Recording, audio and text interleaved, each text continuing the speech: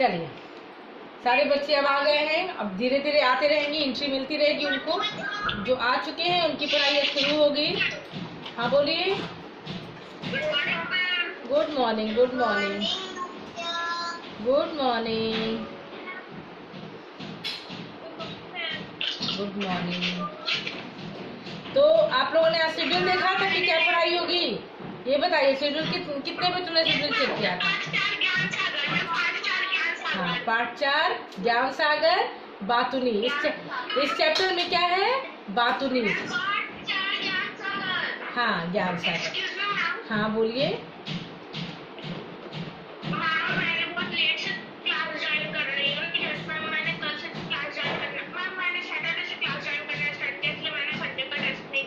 कोई बात नहीं, कोई बात नहीं। अब अपने आप को आप लोगों ने अब आप समझ गए कि क्या भी पढ़ाई होगी। सारे बच्चे अपने आप को म्यूट करते जाएंगे। मैं आपसे इसलिए म्यूट करवाती हूँ ताकि आपको जब जरूरत पड़े तो आप पूछ सके। मैं म्यूट कर दूंगी तो फिर दिक्कत होती है आप लोगों को। हाँ, तो आप लोग म्यूट कर दीजिए। हाँ हाँ, वैसे भी आप लोग तो अच्छे बच्चे हैं, बहुत समझदार हैं आप लोग।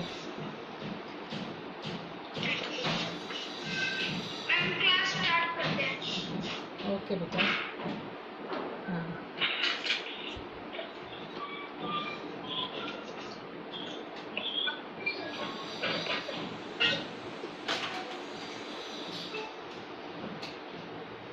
देखिए हमारा ये जो पाठ है बातुनी, इस पाठ में क्या है कि अपनी जो लेखक हैं वो क्या बता रहे हैं कि अपनी सुविधा के लिए, सुविधा, यहाँ एक शब्द होगा सुविधा, तो सुविधा यानी सुविधा।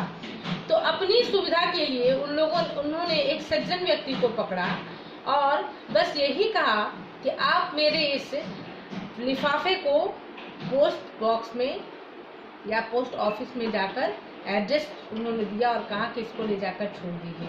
बस थोड़ा सा वो उस लिफाफे को छोड़ने का काम था, टिकट लगाना था, उसको छोड़ने का काम था। और उस सज्जन ने उस 2 मिनट के काम को जब किया और दूसरे दिन जब लेखक महोदय मिलते हैं तो कैसे वो विस्तार से उसे बताता है। तो ये एक हास्यास्पद है, ठीक है।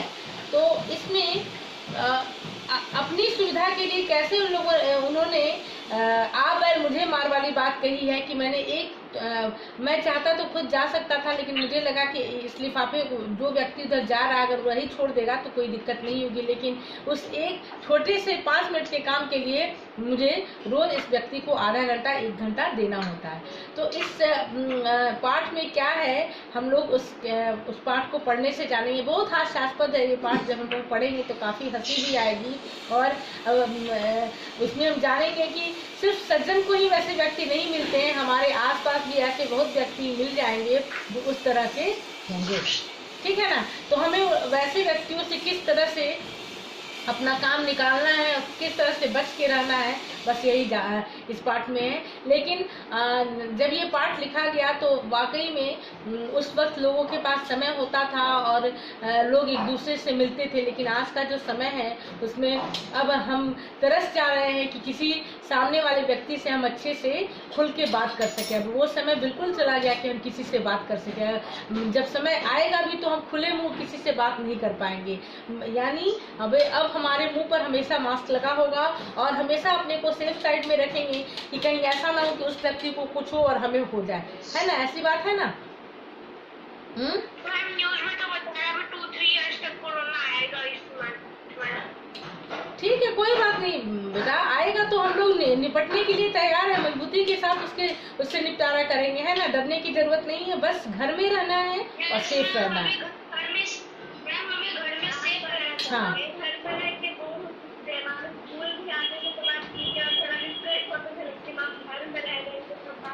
नहीं बेटा, समझदारी इसी में है कि हम लोग घर में भी रह के और अपना इंटरटेनमेंट का साधन ढूंढ ले। समझदारी इसको कहते हैं, इसको बोरियत नहीं कहेंगे। आप घर में रह के तरह तरह के मैगजीन्स पढ़िए, आप छोटी छोटी जो की कहानियां आती हैं, ठीक है। अब तो ऐसा समय है कि खरीदने की भी जरूरत नहीं है, हमारे पास मोबाइल है, आप यूट्यूब से डाउनलोड कीजिए।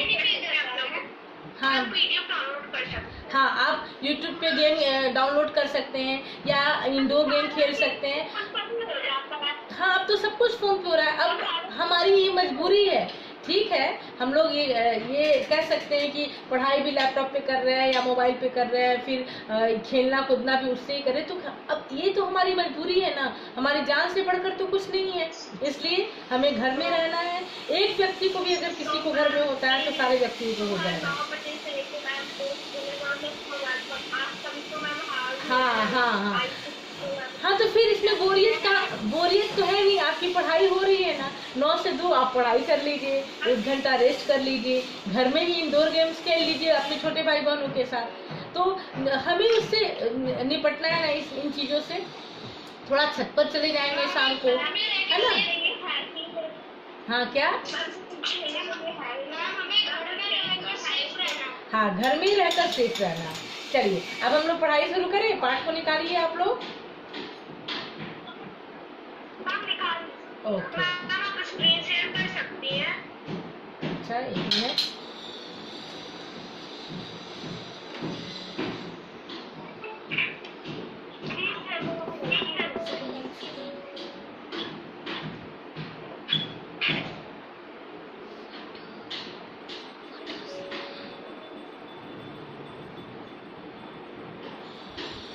एक मिनट रुकिए बेटा, देखती हूँ।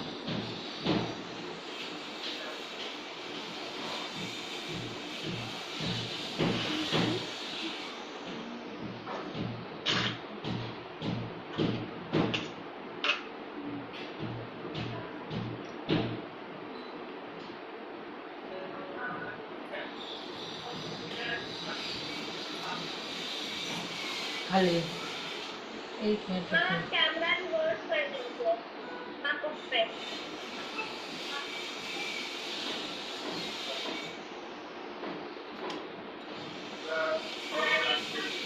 जिनके पास बुक नहीं है आप डाउनलोड कर लीजिए इससे। मैंने डाउनलोड कर रखा है, बट मेरा प्रॉब्लम होता है उसको क्लास करने में। अच्छा, ठीक है, तो मैं इसको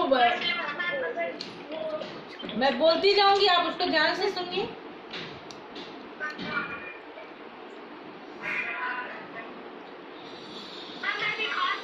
हाँ हाँ,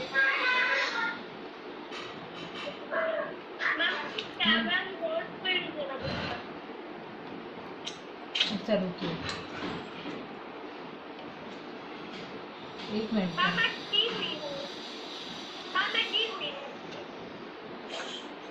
ठीक है, अब मैं म्यूट करती हूँ आप लोगों को।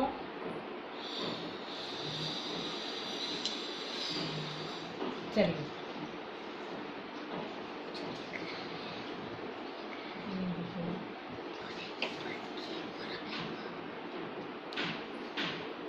हाँ देखिए, बातुनी एक एक पैराग्राफ मैं इसमें पढ़ाऊंगी और आप उसको समझने की कोशिश करेंगे, ठीक है ना।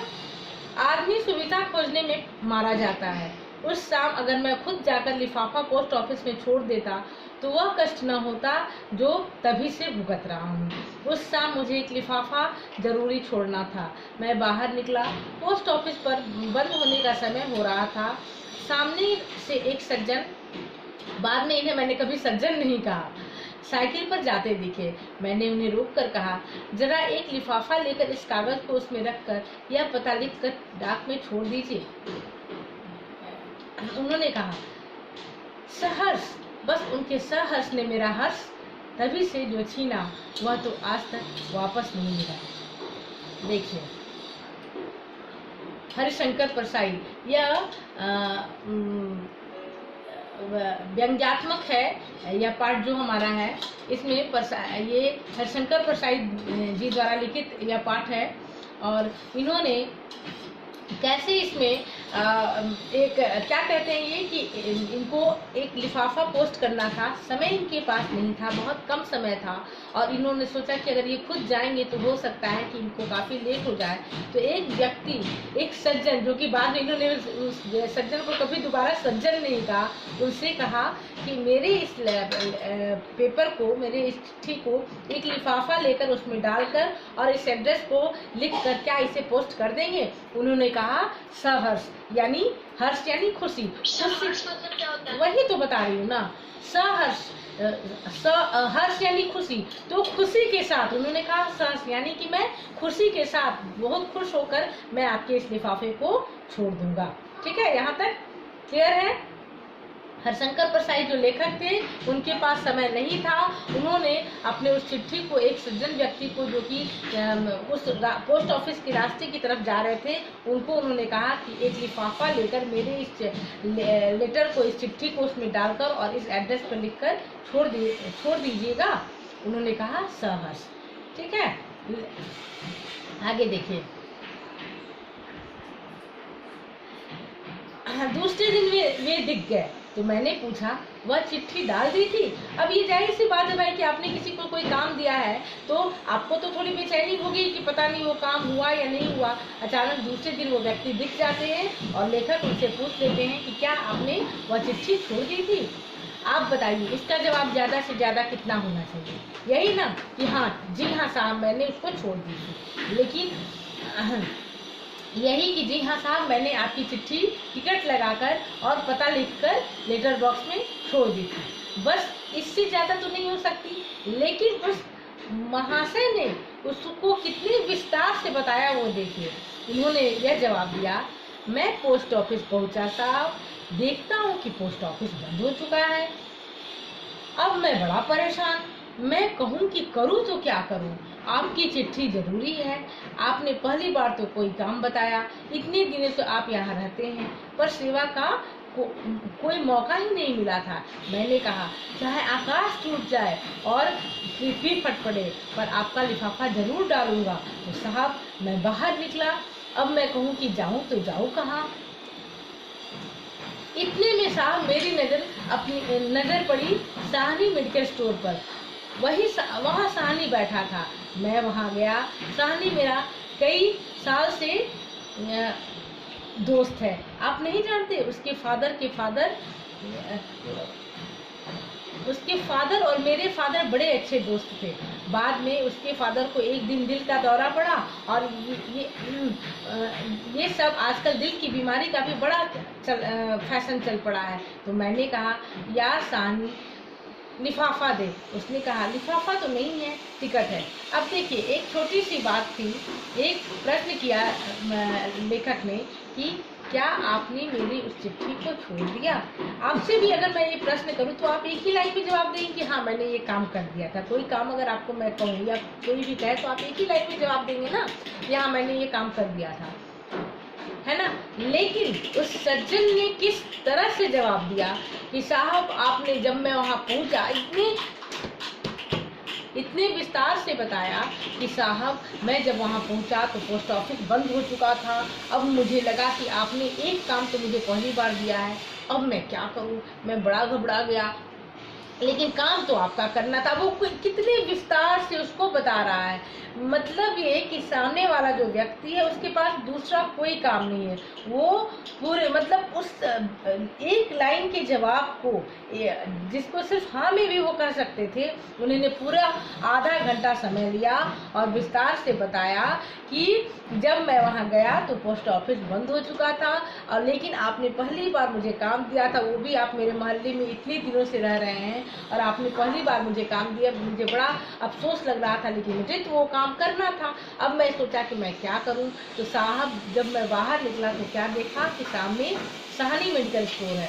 देखिए यहाँ भी खत्म हो सकता था कि हाँ मैंने साहनी मेडिकल स्टोर से एक लिफाफा लिया और उस पर एड्रेस लिखा और छोड़ दिया। अब वो साहनी मेडिकल स्टोर है तो अब साहनी कौन है उसके बारे में बताया कि साहनी उसका पुराना दोस्त था। और इतना ही नहीं, उसके पिताजी और साहनी के पिताजी दोनों बहुत अच्छे दोस्त थे, लेकिन अचानक दिल का दौरा पड़ा और साहनी के पिताजी चल बसे। और जब सानी के पिताजी के बारे में बताया तो दिल का दौरा पड़ा। अब दिल का दौरा क्या होता है वो भी बताना, उसने बताने की कोशिश की कि ये तो एक फैशन है, आए दिन सबका को दिल का दौरा पड़ता रहता है। यानी कि अभी अभी बात खत्म नहीं हुई है, अभी देखिए अभी आगे वो क्या करेंगे। कितने बातुनी थे वो महाशय, मतलब दिल का टाड़ बनाना या बात का बतंगड़ बनाना इसको ही कहते हैं। अब देखिए, अब मैं सानी से पूछा कि क्या तुम्हारे पास टिकट है, सॉरी लिफाफा तो नहीं है, टिकट है। मैंने कहा ला टिकट ही दे दे। मैंने साहब टिकट तो हाथ में कर ली, अब लिफाफा कहाँ से लाऊं, क्योंकि आपने तो लिफाफा दिया नहीं था। मैं बाहर खड़ा खड़ा कहूँ कि लिफाफा कहाँ से लाऊं। अब मुझे घबराहट होने लगी। क्यों? क्योंकि जब तक लिफाफा नहीं रहता किस पर वो टिकट लगाते, लिफाफे पे ही टिकट लगाते। आखिर डाक निकलने का भी अब समय हो रहा था। लिफाफा नहीं गया तो क्या हो, नहीं गया तो क्या होगा। हे भगवान तू ही रास्ता बता। मैं भगवान को याद करने लगा। मैं तो इसी गाड़ी से लिफाफा छोड़कर ही रहूँगा। उसे रोक कर लिफाफा छोड़ूंगा, लेकिन इसी गाड़ी से छोड़ूंगा। और लिफाफा मिले कहाँ। अचानक मुझे राजू दिखा। अब ये राजू कौन है वो देखिए। अरे वही राजू जो किताबों का एजेंट है, उसके हाथ में बस्ता था। मैंने सोचा इसके पास जरूर लिफाफा होगा। मैंने कहा यार राजू एक लिफाफा दे। उसने कहा यार लिफाफा तो है पर उस पर फॉर्म का नाम छपा है। मैंने कहा कोई बात नहीं, मैं उसे काट दूंगा। मैंने लिफाफा तो लिया, जेब में हाथ लगाया तो कलम नहीं था। देखिए अब वो सानी मेडिकल स्टोर में जाते हैं, सानी के बारे में लेखक को बताते हैं। अब सानी से जब लिफाफा मांगते हैं तो सानी क्या कहता है कि मेरे पास लिफाफा तो नहीं है, टिकट है। अब टिकट तो मिल गया, अब उनको लिफाफे की ज़रूरत थी। और अब जो चिट्ठियाँ डाली गई थी पोस्ट ऑफिस में उसके निकलने का टाइम हो रहा था। समय से वो चिट्ठियाँ निकलती हैं ना, उसका भी समय होता। और महाशय को था कि मैं इसी गाड़ी से इस चिट्ठी को भेजूंगा। अब वो क्या करे, अचानक उनको क्या दिखा कि सामने से राजू आता हुआ दिखाई दिया। वही राजू जो किताबों का एजेंट था। मीन्स कि वो किताबों को, जो पब्लिकेशन होते हैं ना, वहाँ से वो किताबों को लेकर और हर जगह वो कोचिंग में, स्कूलों में जो ये सब काम करते हैं, किताबों को ले जाकर दिखाते हैं पब्लिकेशन के थ्रू, तो वहाँ वो ले जाता था। अब राजू से उसने लिफाफा मांगा तो राजू ने क्या कहा कि मेरे पास लिफाफा तो है, लेकिन मैं जिस पब्लिकेशन की किताब लेकर जा रहा हूँ उस पर एड्रेस छपा हुआ है। लेकिन इसने महाशय ने वहाँ होशियारी दिखाई और कहा कि ठीक है तुम लिफाफा दो, मैं उसको उस पर से उस एड्रेस को काट दूंगा। ठीक है, यहाँ तक क्लियर है?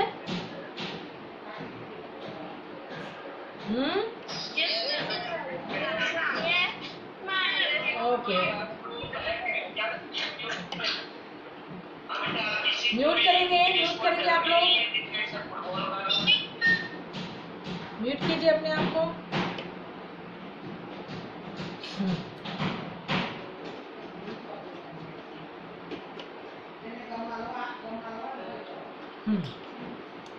अब देखिए, अब लिफाफा भी मिल गया, लेकिन जब एड्रेस लिखने के लिए अपनी कलम पैकेट में हाथ डाला तो कलम नहीं थी, है ना।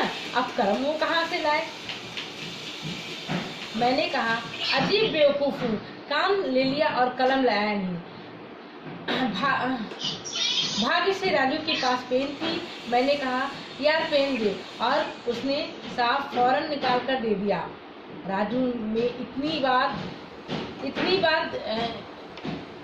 अच्छी है, उसके पास कोई भी चीज हो तो फौरन दे देता है। कौन? राजू। अब राजू के बारे में ये बता रहे हैं कि राजू की ये बात बहुत अच्छी कि कोई भी चीज उसके पास अगर होती है तो वो तुरंत दे देता है। अब मैं कहूँ कि काहे पर रख कर लिखूँ। अब देखिए, अब कलम भी उनको मिल गई थी, लेकिन अब महाशय को ये लगा कि एड्रेस वो कहाँ रख कर लिखे। अब हाथ पर तो रख कर लिख नहीं सकते थे।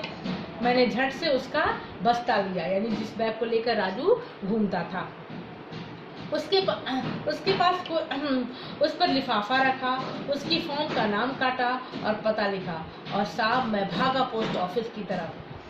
अब संयोग देखिए साहब कि पहुंचा हूँ कि डाकिया चिट्ठियां निकालकर लेटर बॉक्स बंद कर रहा था।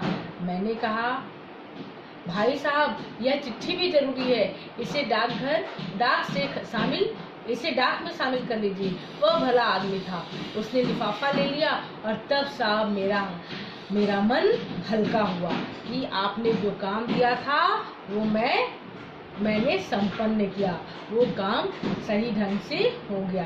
यानी एक चिट्ठी को डालनी थी और उस चिट्ठी को डालने के लिए बस 5 मिनट का काम था, क्योंकि लेखक के पास समय नहीं था। उनको पता था कि वो जाएंगे तब तक लेट हो जाएगी, इसलिए रास्ते में उस सज्जन को लेखक ने दे दिया।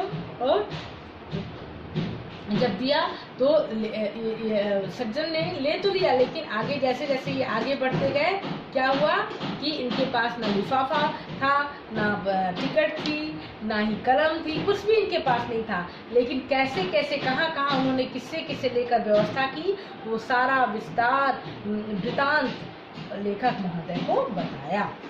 यह मैंने बहुत संक्षेप में लिखा। लेखक ने क्या कहा वो सुनिए। यह मैंने बहुत संक्षेप में लिखा है। उन्होंने लगभग आधा घंटा इस विवरण में लिया, यानी पूरे आधे घंटे तक उन्होंने विस्तार से उस सज्जन ने लेखक को बताया कि क्या चीज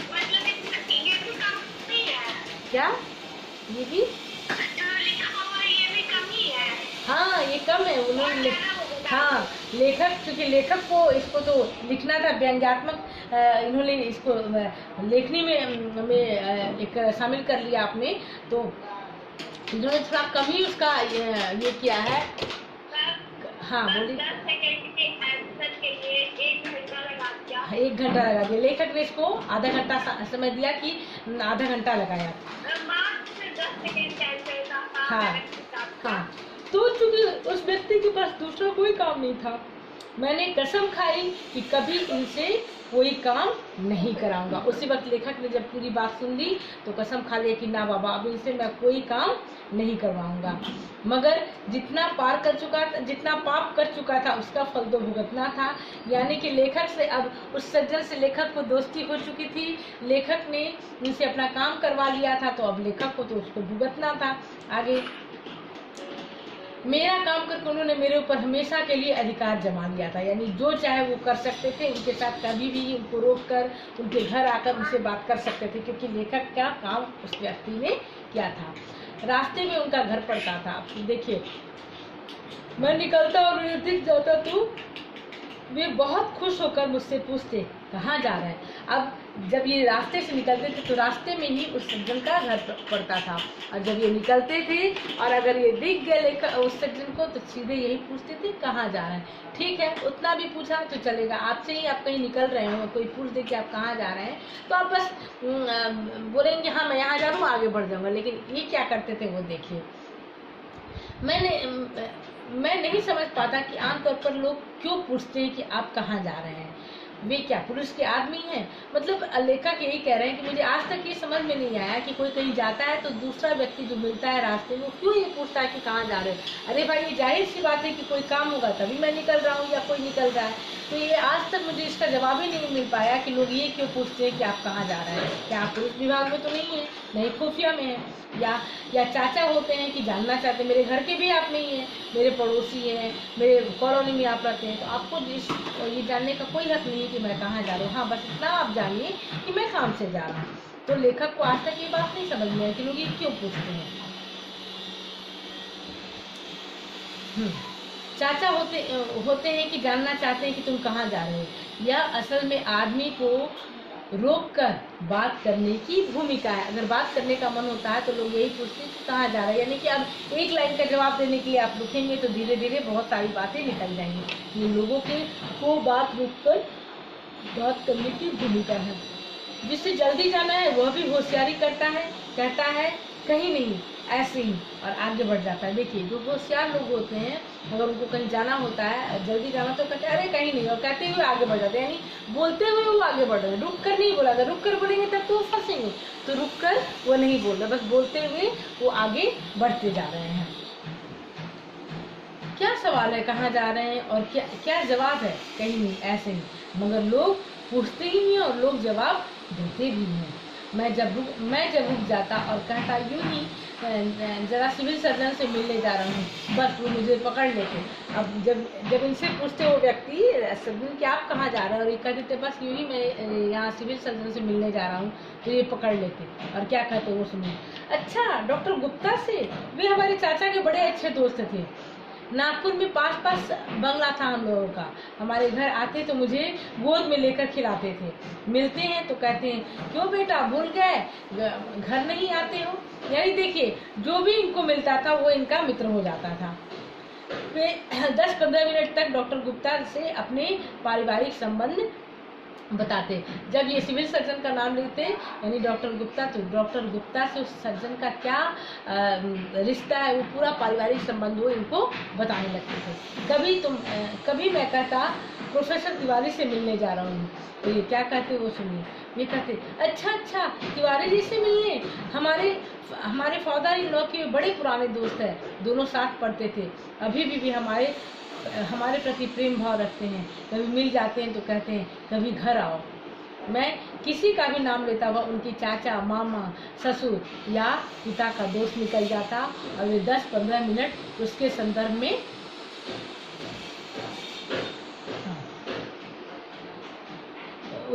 10-15 मिनट उसके संबंधों के बारे में बताते। एक दिन को अब देखिए, लेखक बुरी तरह से मतलब उनसे चिढ़ चुके थे, परेशान हो चुके थे। क्यों? क्योंकि जब भी किसी के बारे में बताते कि मैं आज उससे मिलने जा रहा हूँ, या क्योंकि रास्ते में उनका घर पड़ता था, जब ये निकलते तो सज्जन को तो कोई काम था नहीं उस व्यक्ति को, तो ये हमेशा दिख जाते और यही कहते कि आप कहाँ जा रहे हैं। अगर ये किसी का भी नाम लेते, हाँ, वो अपने घरों में, क्योंकि उनके पास कोई काम नहीं था। आपके पास काम होता है तो आपको पता चलता है कि आपके आसपास क्या हो रहा है, नहीं पता चलता है ना। लेकिन अगर आपके पास काम नहीं है, आप दिन भर बाहर खिड़की के पास बैठे हुए हैं, कौन आया कौन गया क्या कर रहा है, तो चूंकि आपके पास कोई काम नहीं, इसलिए आप निकम्मों की तरह बैठे हुए लोगों के आने जाने के बारे में सोचते देख रहे हैं। लेकिन अगर आपके पास काम है तो आपको फुर्सत ही नहीं है कि आप देखिए कि क्या हो रहा है, बाहर क्या हो रहा है, क्योंकि आप खुद बहुत बिजी हैं। अब लेखक को कभी कभी बहुत गुस्सा आता था कि किसी का भी नाम लेते तो उनसे अपना रिश्ता जोड़ लेते।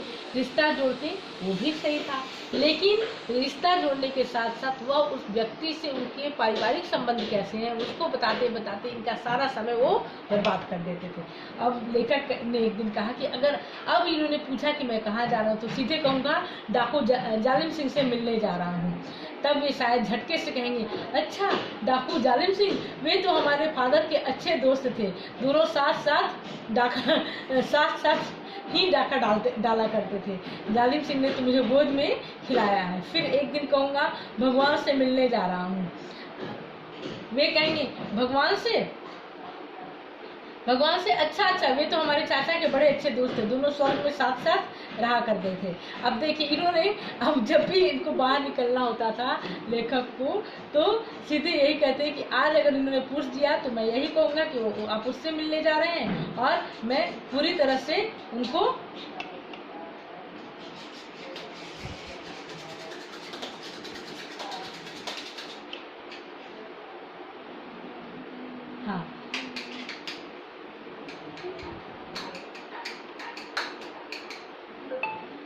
वो पूरी तरह से उनको एकदम कहते हैं ना कि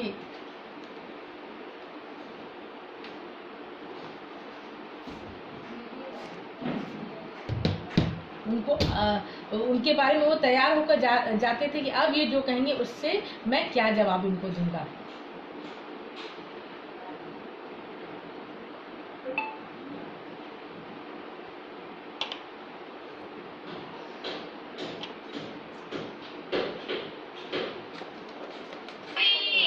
हाँ, डिस्कनेक्ट हो गए थे आप लोग। हाँ, डिस्कनेक्ट हो गए थे ना। हाँ, समय हाँ वो हाँ समय होने पर ना बेटा। हाँ तो क्या बोला उन्होंने कि कि अब अगर ये, क्योंकि बार बार जब ये निकलते थे लेखक तो उनका वो पूरा समय खींच लेते थे, तो ये अब प्लान करके जाते थे कि अगर अब इन्होंने पूछा कि आप कहाँ जा रहे हैं तो मैं सीधे डाकू जालिम सिंह का नाम ले लूँगा, और तब ये झटके से क्या कहेंगे कि अच्छा डाकू जालिम सिंह, वो तो मेरे ससुर के बहुत अच्छे दोस्त थे, दोनों साथ साथ डाका डाला करते थे।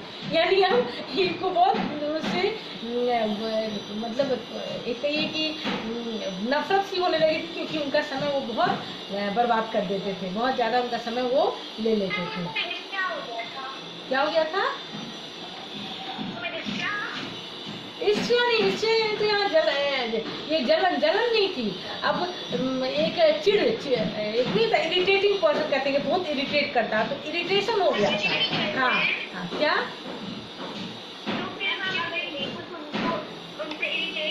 हाँ, वो इरिटेट हो चुके थे। हाँ, इग्नोर करना चाहते थे वो उनको, कि अब मैं इनको देखकर इग्नोर करूंगा और ऐसी ऐसी बातें करूंगा कि ये वहां से भाग जाएंगे, लेकिन वो उनके पास से भागने को तैयार नहीं थे, है ना? हाँ, नहीं तो वही तो वो करना चाहते थे, लेकिन वो अब वही आपसे अचानक से पूछे तो आप क्या कहेंगे? आप तो जवाब देंगे ना भाई कि हाँ मैं उससे मिलने जा रहा हूँ, क्या ऐसा कर रहा हूँ। तो ये यही कहकर निकलना चाहते थे, लेकिन वो रोक कर उनसे बड़ी बड़ी बातें, इधर उधर की बातें करने लगते थे।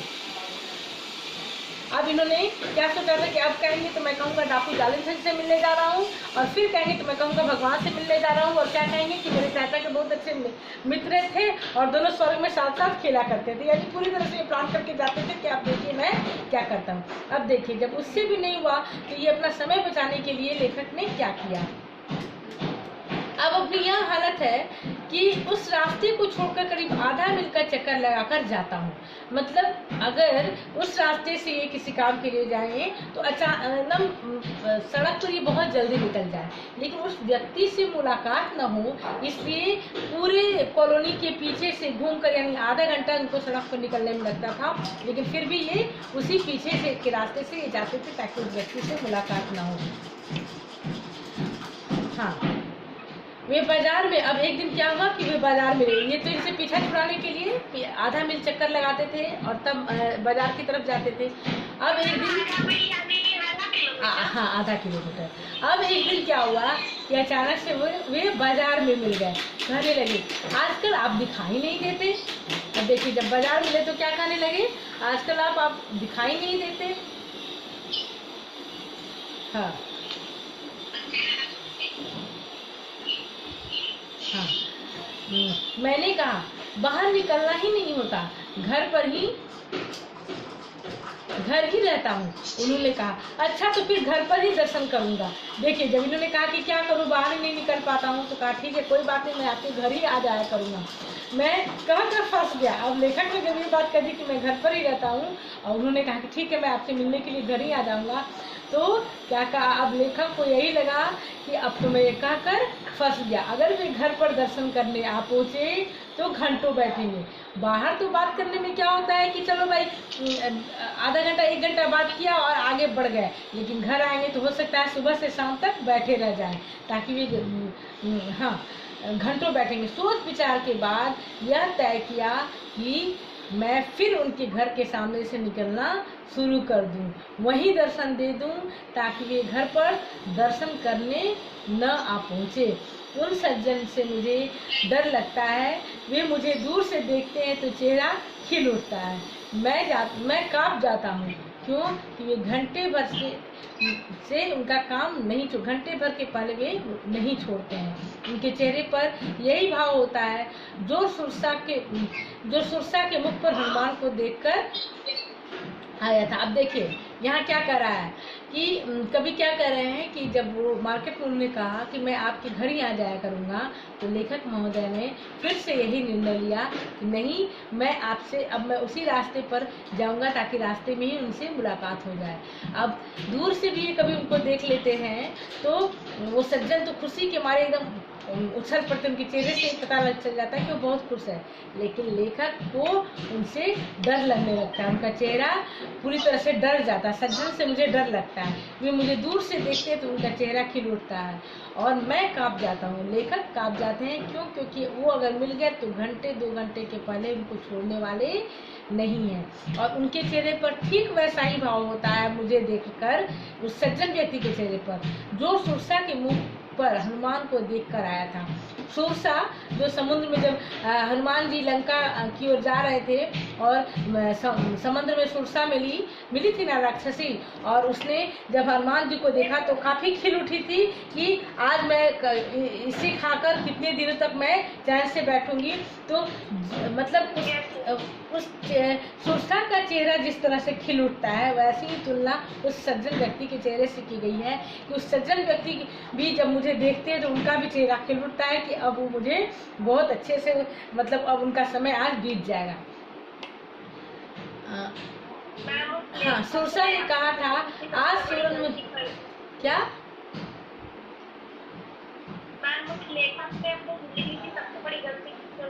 हाँ, और सुरसा ने हनुमान जी को देखकर क्या कहा था कि आज सूरन मुहि दीन आहारा, अर्थात आज सूरन यानी यहाँ पे देवताओं को कहा गया है, सूर्य को।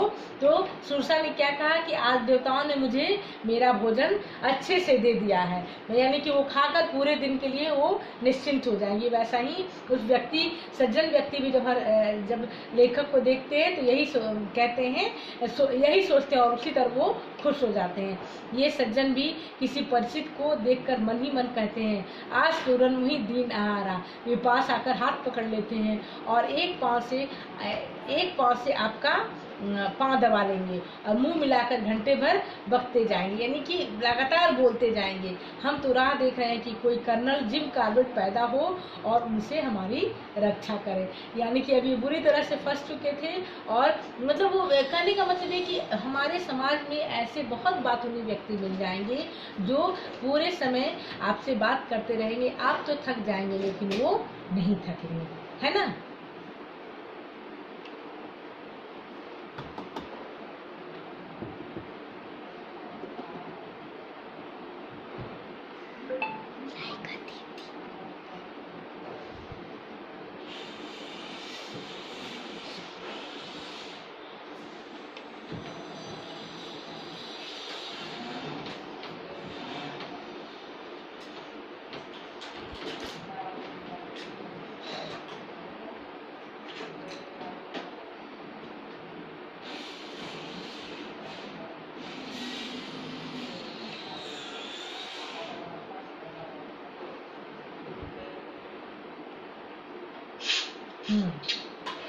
अब हमारे पास मात्र 2 मिनट समय रह गया है, इसलिए कट हो गया था।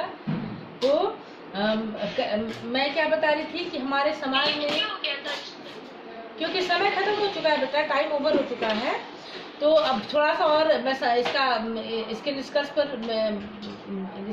बता देती हूँ कि हमारे समाज में भी बिल्कुल ऐसे लोग हैं जो कि अपना समय बिताने के लिए एक बात आप पूछे तो बहुत सारी बातों का जवाब एक साथ दे देंगे, और समय बिताने के लिए वो दिन भर एक घर में बैठकर या एक व्यक्ति से मिलकर वो बात करते रहेंगे, लेकिन आप तो थक जाएंगे लेकिन वो नहीं थकेंगे। तो हमें ऐसे सोच समझकर किसी व्यक्ति से, खैर अब तो वो समय ही नहीं है कि हम किसी से मिल सके, तो ये जो व्यंग लिखा गया है हमारे समाज के ऊपर, ऐसे व्यक्तियों के ऊपर व्यंग है जो कि बहुत हाँ बोलिए। हाँ, तो ये हमारे समाज के उन व्यक्तियों के ऊपर व्यंग है जो कि अपना समय तो बर्बाद करते ही हैं, दूसरों का समय भी, जो कि काफी व्यस्त होते हैं उनका समय भी वो बर्बाद कर लेते हैं। तो हमें सोच समझकर और किसी से भी बात करते समय यह समझ लेना चाहिए, या किसी को देखकर यह समझ लेना चाहिए कि वो व्यक्ति कितना व्यस्त है और हमें उसके समय को बर्बाद नहीं करना चाहिए, और वैसे व्यक्तियों से हमें भी सीख लेनी चाहिए, है ना। क्लियर? Yes, ma'am. ओके। तो आज ये पाठ हम लोगों ने पढ़ा है, आपका होमवर्क है, आप इस पाठ को पढ़ेंगे घर में, और साथ ही साथ आप इसका प्रश्नोत्तर भी देख लेंगे। मैं नेक्स्ट क्लास में इसका प्रश्नोत्तर भी बताऊंगी आपको। मैं नेक्स्ट क्लास में इसका प्रश्नोत्तर आपको बता दूंगी और आप इसको पढ़ लेंगे। हाँ।